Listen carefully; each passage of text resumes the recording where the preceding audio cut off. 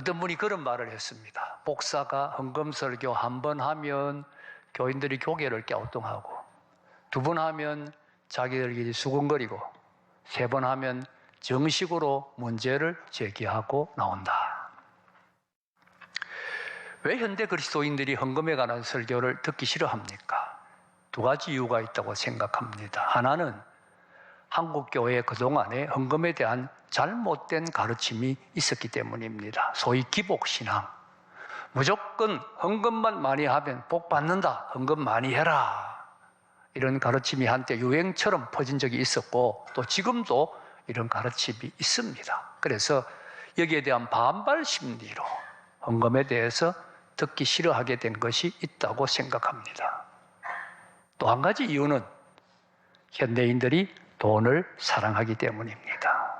누가 뭐라 그래도 현대인들이 가장 사랑하는 것은 돈입니다. 그러니 돈 문제는 목사님 이야기하지 마세요. 내 영혼, 내 삶, 내 죄 다 간섭해도 좋지만 내 호주머니만은 간섭하지 마세요. 그래서 헌금 설교를 듣기 싫어합니다. 하지만 듣기 싫든 좋든 우리는 이미 헌금을 하고 있습니다. 우리 봉사생활, 전도생활, 기도생활 못지않게 헌금생활은 중요한 우리의 신앙생활의 한 영역입니다. 또 우리가 이제 오늘 주보에도 광고가 나갔습니다마는 개척교회를 위해 특별 헌금도 할 것입니다. 마땅히 바로 알아야지요. 바로 알고 바로 배워서 바로 헌금을 드리는 것이 필요합니다. 그런 점에서 오늘은 마음문을 활짝 열고 겸손한 마음으로 말씀의 가르침 앞에 귀를 기울였으면 좋겠습니다. 오늘 우리 본문은 고린도 교회 헌금에 관한 바울의 언급입니다. 본문을 가만히 보면 우리가 이 본문 속에서 헌금에 대해서 한 세 가지 중요한 진리를 발견할 수가 있습니다. 첫째는 하나님의 일은 성도들의 헌금으로 한다는 진리입니다. 하나님의 일은 성도들의 헌금으로 합니다. 초대교회는 예배당이 없었습니다. 대부분 가정에서 예배드렸습니다. 유급사역자도 없었습니다. 그러면 돈 들 일이 별로 없었고 또 헌금도 필요가 없었을 것 같은데 신약 성경에 헌금 이야기가 많이 나옵니다. 바울은 가는 곳마다 연보를 모았습니다. 구제 헌금이었습니다. 초대교회는 구제에 힘썼고 구제를 위해서 많은 헌금을 했습니다. 그래서 이름도 연보라 그랬습니다. 연보라는 말은 한자말로 남을 돕는다는 뜻입니다. 구제 헌금은 전부 연보라는 말로 번역을 했습니다. 자, 이렇게 초대교회가 힘썼던 이 남을 돕는 일, 하나님의 일이지요. 하나님 기뻐하시는 일이고 하나님의 일입니다. 그런데 이 하나님의 일 할 수 있도록 하나님이 물질 주시지 아니했습니다. 성도들이 연보를 해서 그 연보를 모아서 구제를 했다는 사실입니다. 무엇을 가르칩니까? 하나님의 일, 성도들이 헌금해서 그 헌금으로 한다는 거예요. 하나님의 일을 성도들의 헌금으로 한다는 평범하지만 그러나 중요한 진리입니다. 구약에 보면 이스라엘 백성들이 애굽을 나온 다음에 하나님께서 시내산에서 모세에게 성막을 만들라 지시합니다. 성막은 하나님이 거하실 하나님의 집이에요. 자세하게 내용도 다 가르쳐주고 이것을 만들어라 지시했으니 성막 만드는 것은 당연히 하나님의 일입니다. 하나님 계실 집입니다. 그런데 그 성막 만들 자료를 하나님이 직접 주시지 아니했습니다. 하늘에서 만나가 떨어지도록 그렇게 떨어지게 하지 않았습니다. 백성들이 너희들이 자원해서 헌물해라. 백성들이 드려서 백성들이 드린 그 헌물을 통하여 하나님은 성막을 짓도록 하셨습니다. 우리 교회가 하나님 주신 사명을 감당하고 있습니다. 어떤 물질로 감당합니까? 우리가 헌금해서 그 헌금으로 하나님 주신 사명 감당하고 있는 것입니다. 앞으로 우리가 교회 설립 70주년을 기념해서 지을 개척교회도 마찬가지입니다. 하나님의 일입니다. 그러나 우리가 하나님 앞에 헌금을 드려서 그 물질을 가지고 이 일을 감당하게 된다는 진리입니다. 이제 중요한 것은 여기에 우리 모두가 함께 해야 한다는 사실입니다. 우리가 드리는 물질이에요. 그러니까 우리 속에는 내가 들어가야 되는 거지요. 나는 이런 형편이 있어서 빠지겠다. 그러면 우리가 아닙니다. 내가 들어가야 우리가 되는 거예요. 내가 빠지지 않고 우리 모두가 함께 해야 됩니다. 구약 성경 민수기 32장을 보면 이스라엘 백성들이 광야 40년 행군을 거의 다 끝나고 모압 평지에 진을 쳤을 때 이런 일이 있습니다. 모압 평지 요단강 바로 건너편 이쪽인데 이스라엘 백성은 이미 그 땅을 많이 점령을 했습니다. 그런데 그 땅은 풀이 많았습니다. 양의 목초지로 적합했습니다. 이스라엘 12지파 중에서 풀이 많았던 루벤과 갓 지파가 모세에게 우리는 이 땅을 기업지로 분배해 주세요 요청을 합니다. 우리가 양이 많으니까 루벤과 갓 지파가 양이 많았어요. 이 땅을 우리에게 기업지로 분배해 주세요. 그렇게 요청하면서 덧붙여 뭐라고 요청하느냐 하면 우리는 요단강 건너가서 가나안 땅 점령하는 일에는 빠지게 해주세요. 여기 기업지를 분배받아서 우리는 여기 살고 가나안 땅 점령하는 일에는 우리는 빠지도록 허락을 해주세요. 그렇게 요청을 합니다. 모세가 이들의 요청을 단호하게 거절합니다. 이 땅을 너희들이 분배를 받는다 할지라도 너희들은 요단강 다 건너가서 가나안 땅 점령하는 일에 함께 전투하고 그리고 그 다음에 가나안 땅 점령이 끝난 다음에 여기 와서 너희들이 여기에서 살아야 한다. 그러면서 민수기 32장 32절을 보면 그렇게 하지 아니하면 그것이 하나님 앞에 죄를 짓는 것이 된다. 이렇게 말합니다. 무서운 경고지요. 가나안 땅 점령하는 일에 함께하지 않는 것이 죄가 된다는 거예요. 그게 무슨 죄가 됩니까? 이기주의의 죄가 되는 겁니다. 이기주의. 풀 많습니다. 우리 양 많습니다. 여기 이 땅 우리 주세요. 우리 여기 성도 건축하고 목장도 짓고 편안하게 잘 살겠습니다. 그리고 다른 지파가 요단강 건너가서 가나안 땅을 점령하기 위하여 피를 흘리든 말든 우리는 상관하지 않겠습니다. 가나안 땅 점령하는 일에는 우리는 아무 관심도 두지 않겠습니다. 여러분 이게 얼마나 무서운 이기주의입니까? 우리 잘 살으니까 그걸로 끝내겠다. 이기주의지요. 하나님 우리는 좋은 예배당에서 자유롭게 하나님께 예배드리고 은혜받고 신앙생활 잘하고 있습니다. 앞으로 교회가 개척교회를 세우든 말든 나는 상관하지 않겠습니다. 나는 그 일에 신경 쓰지 않겠습니다. 죽어가는 영혼이 죽든 말든 나는 상관하지 않겠습니다. 나는 내가 신앙생활 잘하니까 이것으로 감사합니다. 족합니다. 여러분 이게 얼마나 무서운 영적 이기주의입니까? 영적 이기주의지요. 영적 이기주의입니다. 그런가 하면 르우벤과 갓 지파의 생각은 하나님의 뜻을 정면으로 거절하는 것입니다. 여러분, 가나안 땅을 점령함에 있어서 하나님의 가장 큰 뜻이 뭡니까? 모든 사람들이 함께 싸우라는 거예요. 여리고성을 점령할 때를 생각해 보십시오. 여리고성 점령 어떻게 하지요? 성주위를 돌지 않습니까?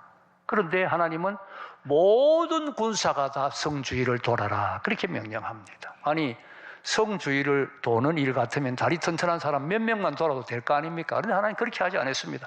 모든 군사가 다 참여해라. 마지막 날 7째 날 7바퀴를 도고 소리를 지를 때는 여자와 아이까지 모든 백성들이 다 참여해라. 하나님의 뜻이 뭡니까? 다 함께 예배 없이 참여를 하라는 것이지요. 여리고성을 점령한 다음에 아이성 전투에 실패하지요. 그때 아간의 죄가 있었습니다마는 그러나 아간의 죄 못지않게 여호수아도 작전에 실패했습니다. 무슨 실패를 했느냐? 아이성은 작은 성이니까 3,000명만 올라가라. 비참하게 패했습니다.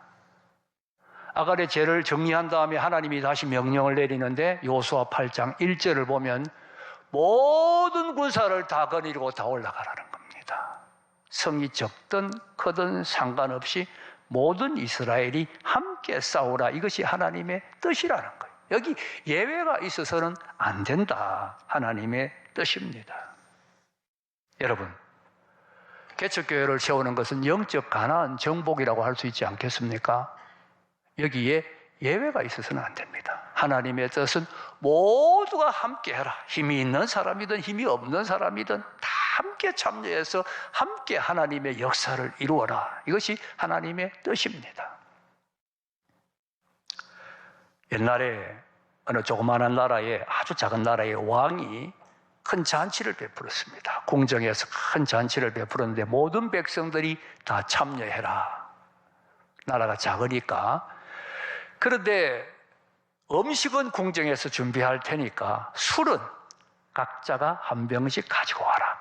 큰 톡을 마련해 놓겠다. 그러면 거기에다 가지고 온 술을 부어가지고, 그리고 이제 잔치할 때 그 술을 따라서 마시면서 잔치를 하도록 하겠다. 왕이 그렇게 명령을 내렸습니다. 백성들이 잔치날 궁전에 가는데 전부 술을 한 병씩 들고 가는 거예요. 그래가지고는 들어가서 다 술을 부었습니다. 잔치가 시작되었습니다. 음식을 먹고 술을 따라 마시는데, 술을 따라 마셔보니까 이게 어떻게 된 겁니까? 술이 아니라 맹물이에요, 맹물. 여러분, 왜 그 술이 맹물이 됐겠습니까? 사람들이 생각하는 거예요. 모든 백성들이 다 술을 부을 테니까 나 한 사람쯤 맹물 부어도 표도 안 날 거다. 그런데 전부 그렇게 생각했다는 거예요, 전부. 그러니까 그게 술은 없고 전부 맹물이 되었다는 이야기죠. 나 한 사람은 빠지도 표도 안 날 거야 라는 이런 생각이 이런 결과를 가져올 수 있다는 거예요. 나 한 사람쯤은 빠지도 된다고 생각할 때 하나님의 일이 이루어질 수 없다는 이야기지요. 여러분, 근본에 우리가 개척교회를 위하여 헌금하는 일에는 한 사람도 예외 없이 다 참여해야 됩니다. 액수가 크고 적고가 문제가 아닙니다. 다 참여하는 게 중요해요. 주일 학생들까지도 다 참여해야 됩니다. 한 사람도 예외 없이. 그것이 하나님의 뜻입니다. 그래서 우리가 드린 헌금으로 하나님의 일을 이루어간다. 이것을 명심해야 합니다. 본문에 헌금의 갈에 나타나는 두 번째 진리는 헌금은 자원해서 해야 한다는 겁니다. 자원해서 해야 한다. 여러분 7절 우리 한번 함께 읽어보겠습니다. 7절 시작. 각각 인색함으로 억지로 하지 말지니 하나님은 즐겨내는 자를 사랑하느니라. 하나님은 즐겨내는 자를 사랑한다. 그러니 인색함으로나 억지로 하지 마라. 즐거운 마음으로 하나님 앞에 드려라. 그렇게 말씀하고 있습니다. 우리가 헌금은 하나님의 일을 하기 위해 드립니다마는 근본적으로 하나님의 은혜를 감사하는 것이지요. 이번 개척교회를 위한 헌금도 우리 교회 70년 베푸신 하나님의 은혜, 얼마나 크고 놀라운 은혜입니까? 여기에 대한 감사가 먼저 있어야 돼요. 하나님 감사합니다. 그래 감사의 마음으로 자원해서 드려야 되는 거죠. 내가 부미교회를 통하여 받은 은혜도 얼마나 큽니까? 내가 부미교회를 통하여 예배드리고 은혜받고 승리하는 신앙생활하는 이 은혜도 크지요. 하나님 앞에 감사하는 마음, 자원하는 마음으로 드려야 되는 겁니다. 개척교회도 그렇지 않습니까? 앞으로 개척교회 세우면 그 교회를 통하여 많은 생명들이 구원받게 될 것이다. 이 사실을 생각할 때 하나님의 은혜에 감사합니다. 감사하는 마음으로, 자원하는 마음으로 드려야 되는 겁니다. 생각해 보면 우리가 하나님 앞에 드릴 수 있다는 것이 영광이에요. 여러분, 나같이 부족한 사람의 이 적은 물질을 하나님이 기쁘게 받으시고 그것을 통하여 하나님께서 하나님의 일을 하신다. 이게 얼마나 큰 영광입니까? 영광으로 생각하고 기뻐하는 마음으로, 감사하는 마음으로, 자원하는 마음으로 하나님 감사합니다. 기쁨으로 예물을 드려야 됩니다. 옛날에 어떤 왕이 있었는데 이 왕이 자기 이름을 기념하는 예배당을 하나 짓고 싶었어요. 아주 크고 화려하게 짓는데 이 예배당은 나를 기념하는 예배당이다. 그래가지고 일체 그 누구도 이 예배당을 짓는데 헌금을 못하게 했습니다. 왜? 그러면 나만 기념할 수가 없으니까. 그리고 자기의 딱 정해준 신하들 외에는 아무도 이 예배당을 짓는데 봉사도 못하게 했어요. 그래서 이 예배당은 내 이름만 기념한다. 이래가지고 아주 크고 화려한 예배당을 지었어요. 짓고는 머릿돌에다가 자기 이름을 딱 몇 년 몇 월 며칠 누구를 기념하여 이름을 딱 썼어요. 꿈을 꿨는데 천사가 머릿돌에 있는 자기 이름을 지우고는 다른 이름을 쓰는 거예요. 3번 같은 꿈을 꿨어요. 이상하다 생각해가지고 거기 써 있는 이름이 우리나라에 있는지 찾아보라 신하들에게 명령을 내렸는데 찾아보니까 아주 가난한 한 과부였어요. 과부. 불러오라 그랬습니다. 왕이 뭐라 합니다. 도대체 내가 이 예배당을 짓는데 무슨 일을 했는데 자꾸 네 이름을 천사가 기록하라고 하느냐. 무슨 일을 했느냐. 왕이시여, 나는 이 예배당 짓는데 아무 일도 안 했습니다. 할 수가 없지 않습니까? 왕이 헌금을 드리지 못하게 했는데 내가 어떻게 헌금을 드립니까? 봉사도 하지 못하게 했는데 어떻게 내가 봉사합니까? 아무것도 안 했습니다. 정말 아무것도 안 했느냐? 아무것도 한 일이 없느냐? 딱 한 가지. 내가 아무 예배당 짓는 일에 봉사하고 싶었어. 근데 왕이 다 못하게 하니까 나는 너무 하고 싶고, 그래서 그 예배당 짓는 벽돌 나르는 말에, 벽돌을 맞춰주는 말에 건초더미 먹이 줬습니다. 내가 기회 있을 때마다 그 벽돌 나르는 말에게 먹이를 주었습니다. 그 말을 듣고 왕이 깨달았습니다. 그 머릿돌에 내 이름을 지워라. 그리고 이 과부의 이름을 기록해라. 물질이 중요한 것이 아니라 그 하나님 앞에 드리고 싶어하는 그 마음, 그 정성을 하나님이 기뻐하신다는 것을 왕이 깨달은 것이지요. 그 마음, 그 정성을 하나님께서 기뻐하시는 거예요. 여러분, 앞서 제가 구약의 성막 지을 때에 이스라엘 백성들이 헌물을 해서 지었다고 했습니다. 거기 보면 참 어려운 말씀이 있어요. 모세가 자 여러분 이런 물건들이 필요하니 하나님 앞에 드리세요 광고를 했는데 했더니 백성들이 가져오는데 너무 많이 가져오는 거예요. 일을 못하겠어요. 넘치도록 많이 가져오는 거예요. 그래서 모세가 다시 간구합니다. 여러분 제발 그만 가져오세요. 그만 가져오세요. 기쁜 마음으로 자원하는 마음으로 넘치도록 하나님 앞에 드리는 모습을 볼 수가 있습니다. 우리 원문 7절에 보면 각각 그 마음에 정한 대로 하라 기도하고, 마음에 정한 대로 그냥 생각나는 대로 하면 안 됩니다. 기도하고 마음에 정한 대로 하는데, 부부가 다 믿는 경우에는 따로 기도를 해보세요. 따로 기도하고 마음속에 하나님 주신 이렇게 하면 되겠다는 정해질 거예요. 그리고 두 사람이 이야기를 해보세요. 저희 부부 같은 경우에 그렇게 합니다. 따로따로 기도해서 나는 얼마, 또 아내도 얼마 생각해서 이야기해서 꼭 많은 쪽으로 합니다. 한 사람이 적고 한 사람이 많을 거 아니에요. 그래야 하나님이 기뻐하지 않겠는가. 여러분 기도해서 기쁜 마음으로 자원하는 마음으로 하나님 앞에 예물을 드려야 한다는 거 꼭 잊지 마시기를 바랍니다. 본문이 가르치는 헌금의 3번째 진리는 헌금하는 손길에 하나님이 복을 주신다는 사실입니다. 복을 주신다. 우리가 복을 준다 그러면 그 기복신앙 아니냐, 그렇게 기복신앙을 떠올리는데 여기서 우리가 좀 정리할 필요가 있습니다. 여러분 기복신앙이라는 것은 말은 한자로 복을 기원하는 신앙이다 그런 뜻인데, 이 기복신앙의 특징은 한마디로 윤리가 없습니다. 그러니까 내가 어떻게 살든지 그거는 상관하지 마시고 내가 물질을 많이 드리면 많이 복 준다. 이게 기복신앙이에요. 여러분 예로 우리 무당을 생각해 보세요. 무당한테 구다하면 복 받잖아요. 100만 원짜리 구다하면 100만 원짜리 복 받고 1000만 원짜리 구다하면 1000만 원짜리 복을 받습니다. 그런데 그 무당이 구다기 전에 당신 정직하게 사세요. 당신 잘못한 거 있으면 회개하세요. 이런 말 합니까?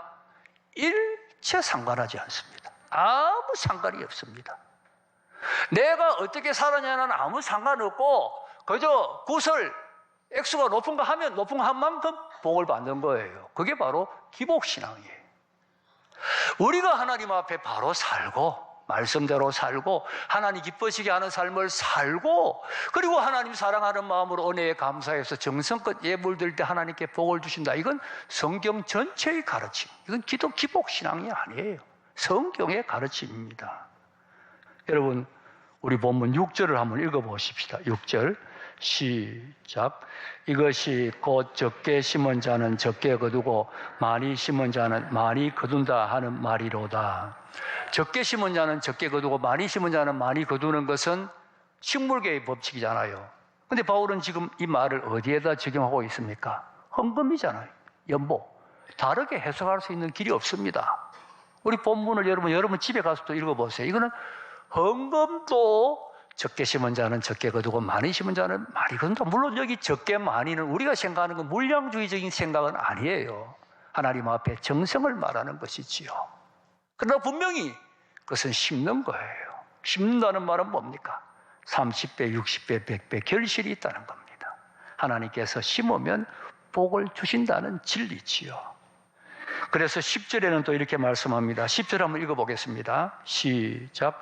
심는 자에게 씨와 먹을 양식을 주시는 이가 너희 심을 것을 주사 풍성하게 하시고 너희 의의 열매를 더하게 하시리니.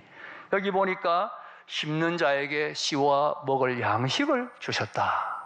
여러분, 씨와 먹을 양식이 어떻게 다릅니까? 농사 안 지어도 알잖아요. 농부가 농사를 지으면 수확 중에 내년에 심을 종자하고 먹을 양식은 구별합니다. 좋은 것은 종자로 남겨두고 먹을 양식을 구별해서 양식을 먹지요.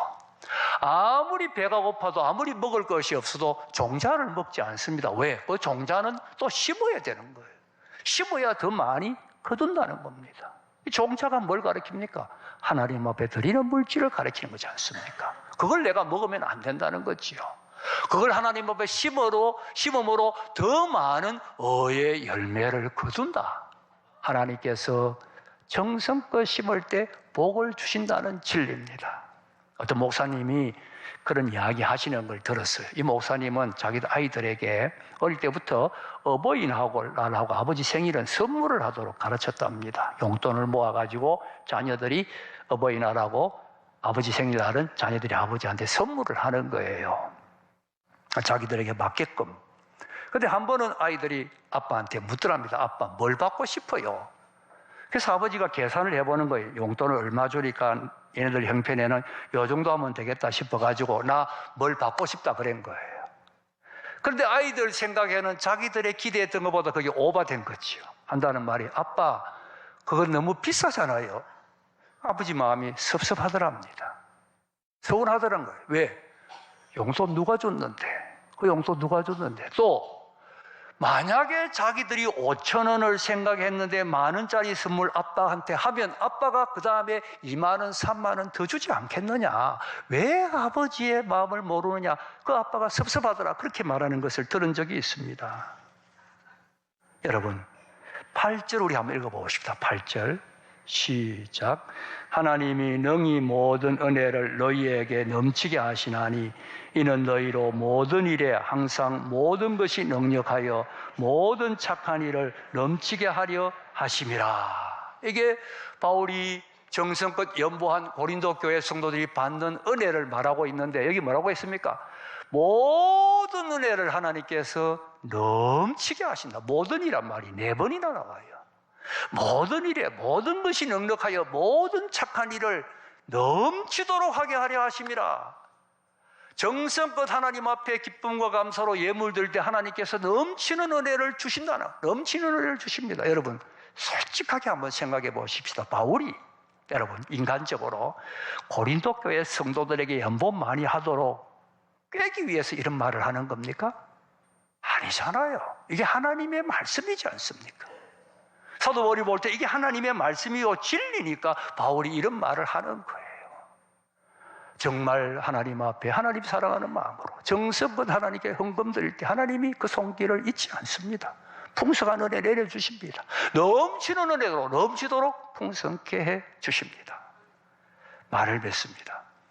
하나님의 일, 우리가 헌금 드려서 하는 거예요. 곁에 세우는 일, 우리가 정성껏 헌금 드려서 일을 이룰 것입니다.